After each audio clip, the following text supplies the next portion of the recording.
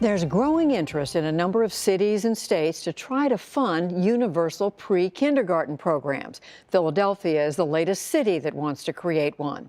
Oklahoma has long been home to early childhood education that's widely cited as a model. Special correspondent Kat Wise reports on how a liberal political priority became popular in a conservative state.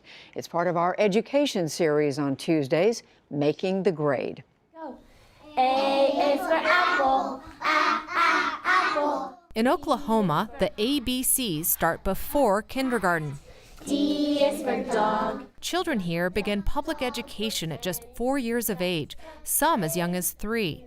It's preschool for anyone who wants it, and it costs the state about $7,500 per child per year. I like all those colors you're using. The program is hailed as a national model by the Obama administration and advocates who believe early education creates long-term benefits. What color is that one? White. Very good. Smart cookie. It's a costly government program in one of the reddest of red states, but it appears both Democrats and Republicans believe it's working. It's not every day that a very conservative state like Oklahoma establishes a new social program. It's not every day that a very poor state like Oklahoma establishes a new social program. William Gormley is a professor of public policy at Georgetown University. He's studied Oklahoma's pre-kindergarten program in Tulsa for 15 years. Students are 9 months ahead of their peers in their pre-reading skills, 7 months ahead of their peers in their pre-writing skills, and 5 months ahead of their peers in their pre-math skills. Could you help each other if you finish early, please?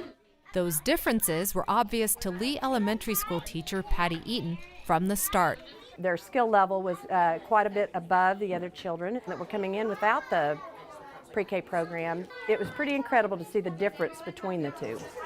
Okay, give me hope. Tulsa resident Coral Renteria says her 4-year-old daughter Lindsay is thriving.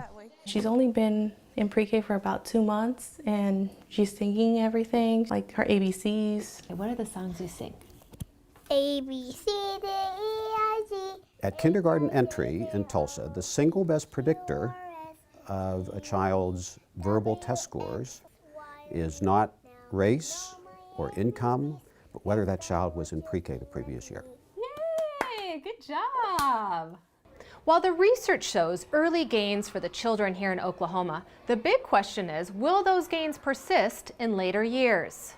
Critics of Oklahoma's program say the costs of pre-kindergarten outstrip long-term benefits, which remain unclear.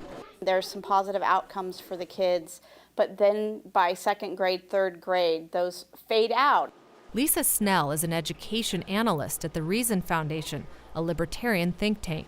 If you're talking about things like graduation rates, test scores, college graduation, the economic future of these kids, I think we have a more difficult time linking the investment in early education to long-term outcomes.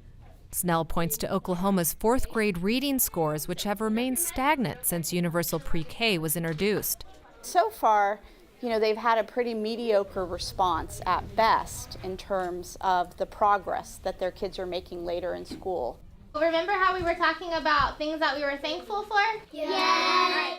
But advocates for Oklahoma's pre-K program say looking at test score trends can be misleading, since Oklahoma has seen a recent influx of children who speak English as a second language. What are you thankful for?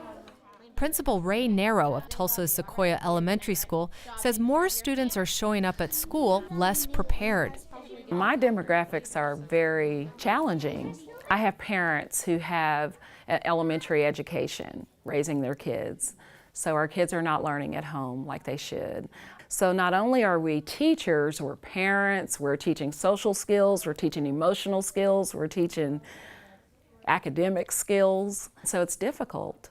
And those students who are in pre-K, you're seeing gains, but there's a lot to make up for, I guess. A lot, but I still believe the earlier we get those kids and can put them in this kind of structure will help them in the long run.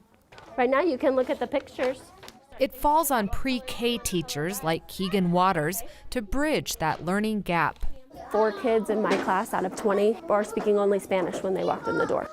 Lindsay, Coral Renteria's daughter, was one of them.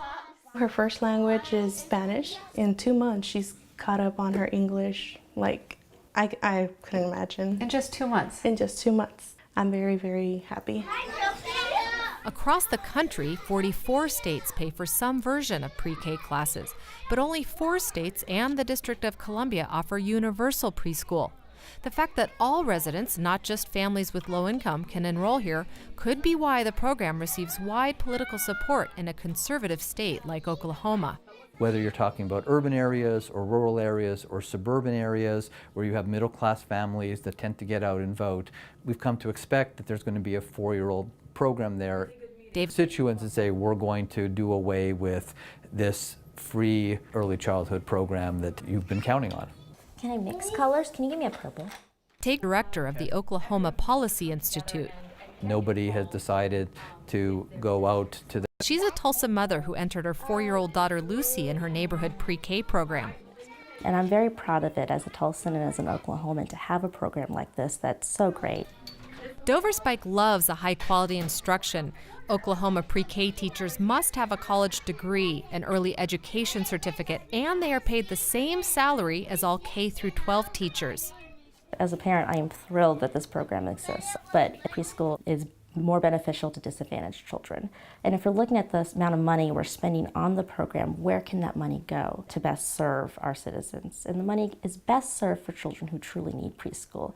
A parent like me taking advantage of the program is a parent that could have been sending her child to a different preschool and spending money on it and is now taking advantage of this. Lifetime hall pass. For his part, Professor Gormley continues to compare outcomes of the 2006 pre-K and non-pre-K students who are now in Tulsa's 9th grade. Hey guys, I got 2 minutes if you want to go on time. Do they differ in their letter grades? Do they differ in their standardized test scores? Do they differ in their behavior? Are there more suspensions if the kids were not in pre-K? Is there more absenteeism if the kids were not in pre-K? All of these factors have been shown to be really important in determining future success in school, future success at work, and future success in life. 75% of families here enroll their children in pre-kindergarten. Some cities, including Denver, Seattle, and New York, have recently put in place Oklahoma's universal model, while a number of states have chosen to increase funding for low-income pre-K. For the PBS NewsHour, I'm Kat Wise in Tulsa, Oklahoma.